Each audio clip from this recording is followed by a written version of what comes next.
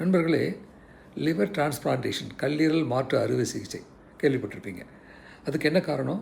End stage liver disease. இதுக்கு மேலே வைத்தியம் பண்ணி அந்த காப்பாற்ற முடியாத நிலைமைக்கு போகிற ஒரு லிவர். அதுக்கு என்ன காரணம்? ஆல்கஹால் முதல்.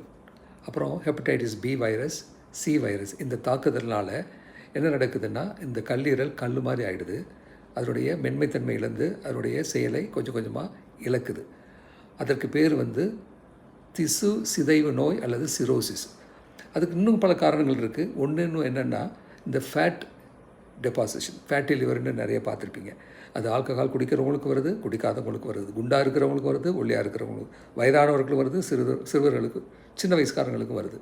அப்போது நம்ம ரொம்ப எச்சரிக்கையாக இருக்கணும். இந்த லிவர் டிரான்ஸ்பிளான்டேஷனுக்கு வரக்கூடிய இண்டிகேஷன்ஸில் இனிமேல் ஆல்கஹாலையும் தாண்டி ஹெப்படைட்டிஸ் பி, சி வைரஸை தாண்டி இந்த ஃபேட்டி லிவர் டிசீஸ் தான் முக்கியமான காரணமாக இருக்க போகுது உலகத்தில்.